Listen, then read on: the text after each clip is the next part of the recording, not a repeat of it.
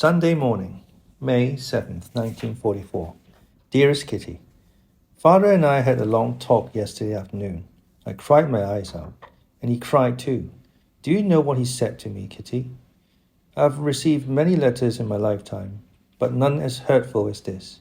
You, who have had so much love from your parents, you, whose parents have always been ready to help you, who have always defended you, no matter what. You talk of not having to account to us for your actions.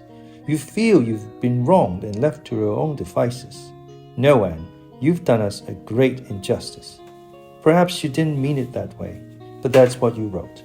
No, Anne, we have done nothing to deserve such a reproach. Oh, I've failed miserably. This is the worst thing I've ever done in my entire life. I used my tears to show off, to make myself seem important so he'd respect me. I've certainly had my share of unhappiness, and everything I said about Mother is true. But to accuse Pim, who's so good and who's done everything for me, no, that was too cruel for words. It's good that somebody has finally cut me down to size, has broken my pride because I've been far too smug. Not everything Mistress Anne does is good. Anyone who deliberately causes such pain to someone they say they love is despicable, the lowest of the low.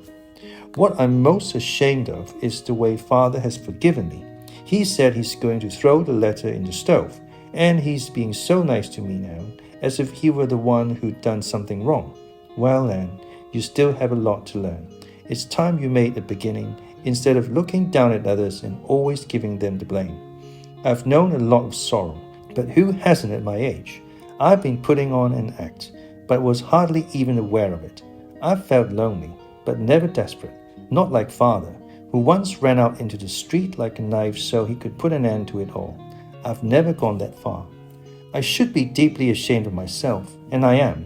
What's done can't be undone, but at least you can keep it from happening again. I'd like to start all over, and that shouldn't be difficult, now that I have Peter. With him supporting me, I know I can do it. I'm not alone anymore. He loves me, I love him. I have my books, my writing, and my diary. I'm not all that ugly, or that stupid. I have a sunny disposition, and I want to develop a good character. Yes, Anne, you knew full well that your letter was unkind and untrue, but you were actually proud of it. I'll take Father as my example once again, and I will improve myself. Yours, Anne Frank. Monday, 8th of May, 1944. Dearest Kitty, have I ever told you anything about my family? I don't think I have, so let me begin. Father was born in Frankfurt am Main to very wealthy parents. Michael Frank owned a bank and became a millionaire, and Alice Stern's parents were prominent and well-to-do. Michael Frank didn't start out rich. He was a self-made man. In his youth, Father led the life of a rich man's son. Parties every week, balls, banquets, beautiful girls, waltzing dinners, a huge house, etc. After Grandpa died, most of the money was lost. And after the Great War and inflation, there was nothing left at all. Up until the war, there were still quite a few rich relatives, so Father was extremely well-bred, and he had to laugh yesterday because for the first time in his 55 years, he scraped out the frying pan at the table. Mother's family wasn't as wealthy, but still fairly well off, and we've listened open-mouthed to stories of private balls, dinners, and engagement parties with 250 guests. We are far from rich now, but I've pinned all my hopes on after the war. I can assure you, I'm not so set on a bourgeois life as Mother and Margaret. I'd like to spend a year in Paris and London learning the languages and studying art history. Compare that with Margaret, who wants to nurse newborns in Palestine. I still have visions of gorgeous dresses and fascinating people. As I've told you many times before, I want to see the world and do all kinds of exciting things, and a little money won't hurt. This morning, Meep told us about her cousin's engagement party, which she went to on Saturday. The cousin's parents are rich, and the grooms are even richer. Meep made our mouths water telling us about the food that was served. Vegetable soup with meatballs, cheese rolls with sliced meat, hors d'oeuvres made with eggs and roast beef, rolls with cheese, genoise, wine and cigarettes, and you could eat as much as you wanted. Meep drank 10 schnapps and smoked 3 cigarettes. Could this be your temperance advocate? If Meep drank all those, I wonder how many her spouse managed to toss down. Everyone at the party was a little tipsy, of course. There were also 2 officers from the homicide squad who took photographs of the wedding couple. You can see we're never far from Miep's thoughts, since she promptly noted their names and addresses in case anything should happen and we needed contacts with good touch people. Our mouths were watering so much. We, who had had nothing but 2 spoonfuls of hot cereal for breakfast and were absolutely famished. We, who get nothing but half-cooked spinach and rotten potatoes day after day. We, who fill our empty stomachs with nothing but boiled lettuce, raw lettuce, spinach, and more spinach. Maybe we'll end up being as strong as Popeye, though up to now I've seen no sign of it. If Miep had taken us along to the party, there wouldn't have been any rolls left over for the other guests. If we'd been there, we'd have snatched up everything in sight, including the furniture. I tell you, we were practically pulling the words right out of her mouth. We were gathered around her as if we'd never in all our lives heard of delicious food or elegant people. And these are the granddaughters of the distinguished millionaire. The world is a crazy place. Yours, Anne Frank. Tuesday, May 9th, 1944. Dearest Kitty, I've finished my story about Alan, the fairy. I've copied it out on nice note paper, decorated it with red ink and sewn the pages together. The whole thing looks quite pretty, but I don't know if it's enough of a birthday present. Margaret and Mother have both written poems.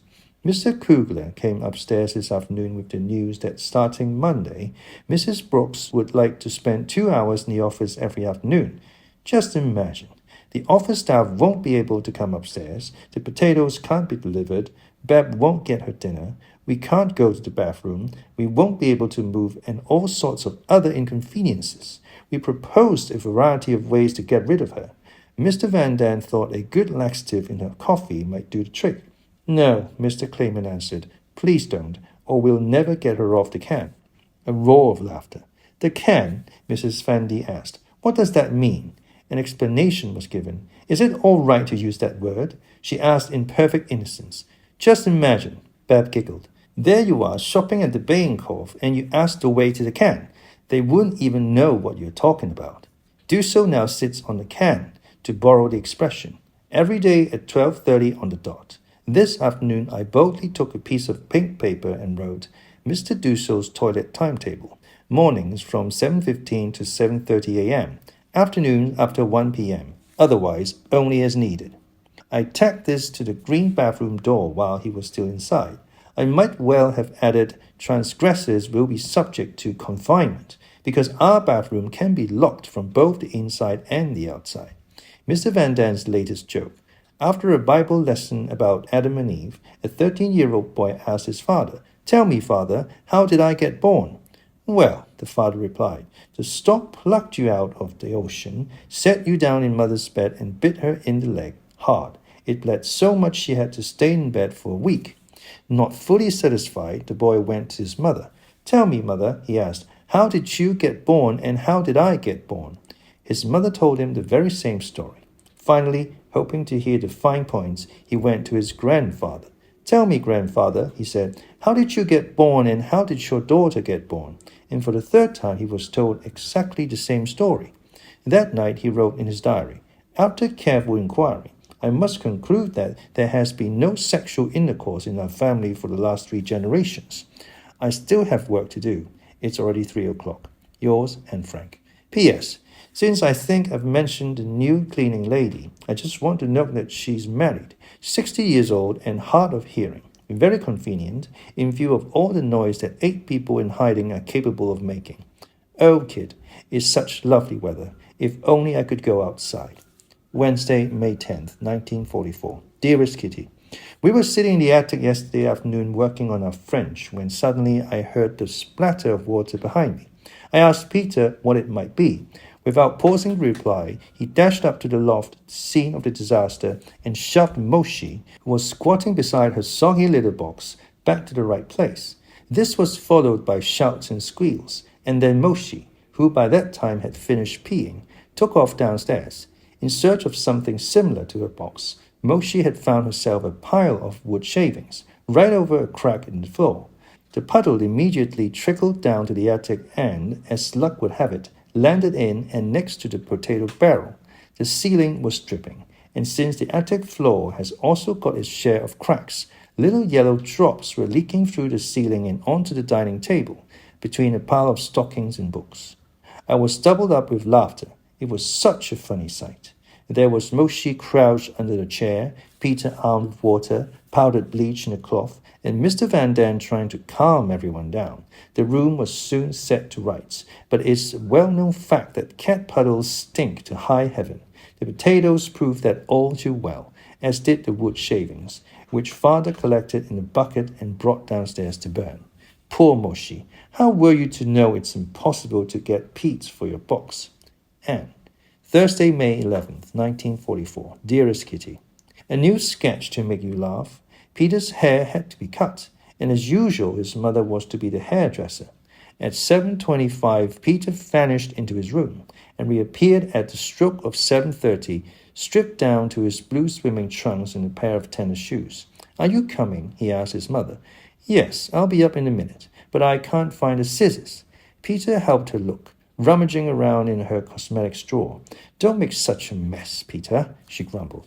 I didn't catch Peter's reply, but it must have been insolent, because she cuffed him on the arm. He cuffed her back, she punched him with all her might, and Peter pulled his arm away with a look of mock horror on his face. Come on, old girl. Mrs. Vandy stayed put. Peter grabbed her by the wrists and pulled her all around the room. She laughed, cried, scolded, and kicked, but nothing helped. Peter led his prisoner as far as the attic stairs, where he was obliged to let go of her. Mrs. Vandy came back to the room and collapsed into a chair with a loud sigh. The abduction of mother, I joked. Yes, but he hurt me. I went to have a look and cooled her hot red wrists with water. Peter, still by the stairs and growing impatient again, strode into the room with his belt in his hand, like a lion tamer. Mrs. Vandy didn't move, but stayed by her writing desk, looking for a handkerchief. You've got to apologize first. All right, I hereby offer my apologies, but only because if I don't, we'll be here till midnight. Mrs. Vandy had to laugh in spite of herself. She got up and went toward the door, where she felt obliged to give us an explanation. He wasn't like this at home, she said. I'd have belted him so hard he'd have gone flying down the stairs. He's never been so insolent. This isn't the first time he's deserved a good hiding. That's what you get with a modern upbringing, modern children. I'd never have grabbed my mother like that. Did you treat your mother that way, Mr. Frank? She was very upset, pacing back and forth, saying whatever came into her head, and she still hadn't gone upstairs. Finally, at long last, she made her exit. Less than 5 minutes later, she stormed back down the stairs, with her cheeks all puffed out, and flung her apron on a chair. When I asked if she was through, she replied that she was going downstairs. She tore down the stairs like a tornado, probably straight into the arms of her putty. She didn't come up again until 8, this time with her husband. Peter was dragged from the attic, given a merciless scolding and showered with abuse. Ill-mannered brat, no good bum, bad example, and this, Margaret that. I couldn't hear the rest. Everything seems to have calmed down again today. Yours, Anne Frank. P.S. Tuesday and Wednesday evening our beloved Queen addressed the country. She's taking a vacation, so she'll be in good health for her return to the Netherlands. She used words like soon when I'm back in Holland, a swift liberation, heroism, and heavy burdens.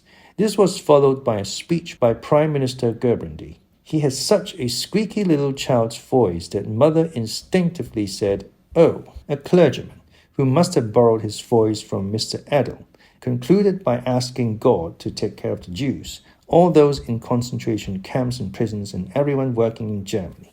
Thursday, May 11, 1944. Dearest Kitty, since I've left my entire junk box, including my fountain pen, upstairs, and I'm not allowed to disturb the grown-ups during their nap time, you'll have to make do with a letter in pencil. I'm terribly busy at the moment, and strange as it may sound, I don't have enough time to get through my pile of work. Shall I tell you briefly what I've got to do?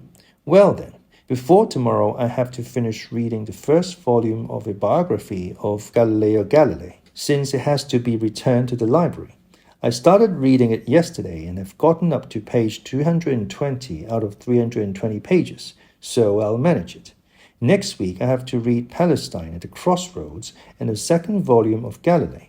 Besides that, I finished the first volume of a biography of Emperor Charles V yesterday, and I still have to work out the many genealogical charts I've collected in the notes I've taken.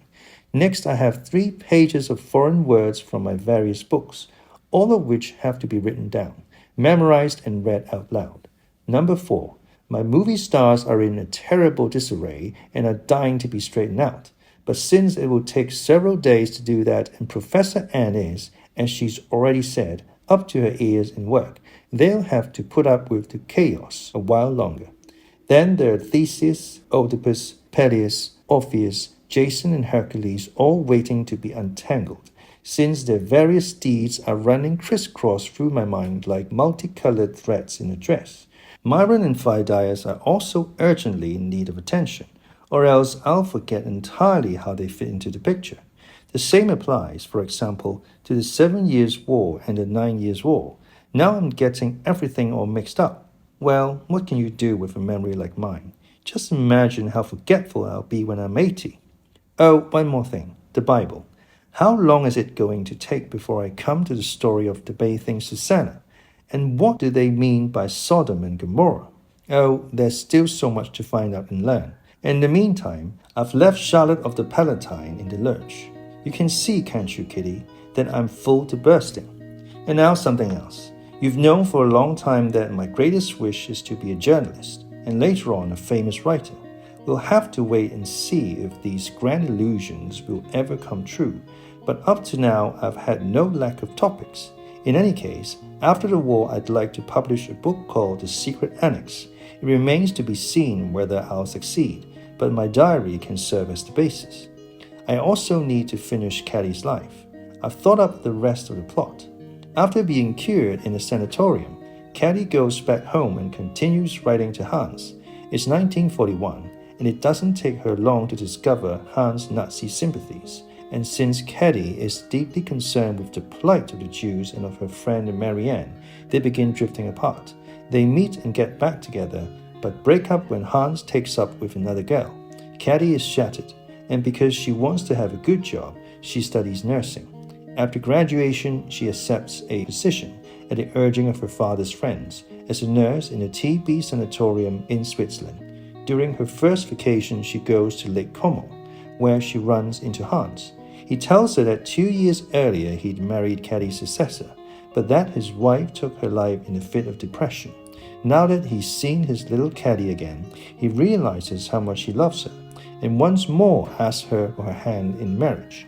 Caddy refuses, even though in spite of herself, she loves him as much as ever. But her pride holds her back. Hans goes away, and years later Caddy learns that he's wound up in England, where he's struggling with ill health. When she's 27, Caddy marries a well-to-do man from the country named Simon. She grows to love him, but not as much as Hans. She has 2 daughters and a son, Lathan, Judith, and Nickel. She and Simon are happy together, but Hans is always in the back of her mind until one night she dreams of him and says farewell. It's not sentimental nonsense, it's based on a story of father's life. Yours, Anne Frank. Saturday, May 13th, 1944. My dearest Kitty, yesterday was Father's birthday. Father and Mother's 19th wedding anniversary, a day without the cleaning lady, and the sun was shining as it's never shone before in 1944. Our chestnut tree is in full bloom. It's covered with leaves and is even more beautiful than last year. Father received a biography of Linnaeus from Mr. Clayman, a book on nature from Mr. Kugler, the canals of Amsterdam from Dussel, a huge box from the Van Dams, containing 3 eggs, a bottle of beer, a jar of yogurt, and a green tie. It made our jar of molasses seem rather paltry. My roses smelled wonderful compared to me in Bab's red carnations. He was thoroughly spoiled. 50 petite fours arrived from Simmons Bakery. Delicious.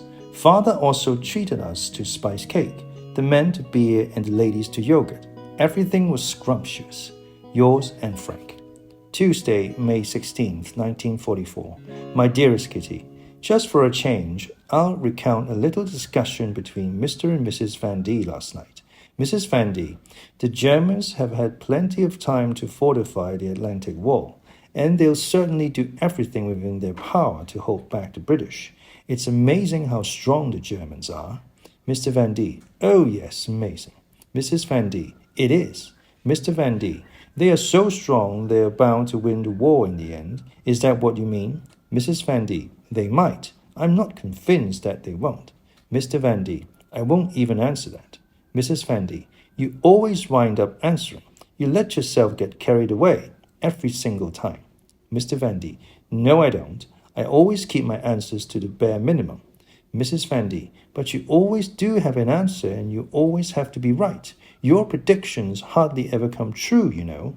Mr. Van D. So far they have. Mrs. Van D. No, they haven't. You said the invasion was going to start last year. The Finns were supposed to have been out of the war by now. The Italian campaign ought to have been over by last winter. And the Russians should already have captured Lemberg. Oh no, I don't set much store by your predictions. Mr. Van D. Why don't you shut your trap for a change? I'll show you who's right. Someday you'll get tired of needling me. I can't stand you bellyaching a minute longer. Just wait. One day I'll make you eat your words. Actually, I couldn't help giggling. Mother couldn't either, and even Peter was biting his lips to keep from laughing. Oh, those stupid grown-ups. They need to learn a few things first before they start making so many remarks about the younger generation. Since Friday, we've been keeping the windows open again at night. Yours and Frank. What our annex family is interested in. Mr. Van Dan, no courses. Looks up many things in Norse encyclopedia and lexicon. Likes to read detective stories, medical books, and love stories, exciting or trivial. Mrs. Van Dan, a correspondence course in English. Likes to read biographical novels and occasionally other kinds of novels. Mr. Frank is learning English and a bit of Latin. Never reads novels, but likes serious, rather dry descriptions of people and places. Mrs. Frank, a correspondence course in English, reads everything except detective stories. Mr. Dusso is learning English, Spanish, and Dutch with no noticeable results. Reads everything. Goes along with the opinion of the majority. Peter Van Dan is learning English, French, shorthand in Dutch, English, and German, commercial correspondence in English, woodworking, economics, and sometimes math. Seldom reads, sometimes geography. Margaret Frank, correspondence courses in English, French, and Latin, shorthand in English, German, and Dutch, trigonometry, solid geometry, mechanics, physics, chemistry, algebra, geometry, English literature, French literature, German literature, Dutch literature, bookkeeping, geography, modern history, biography, economics. Reads everything, preferably on religion and medicine. And Frank, shorthand in French, English, German, and Dutch, geometry, algebra, history, geography, art history, mythology, biology, Bible history, Dutch literature. Likes to read biographies, dull, exciting, and history books. Leave someone in the lurch. Phrase. Leave someone abruptly and without assistance or support when they are in a difficult situation. Molasses. Molasses. Noun. Thick, dark brown juice obtained from raw sugar during the refining process. Poultry. Poultry. Adjective. Of an amount, very small or meager.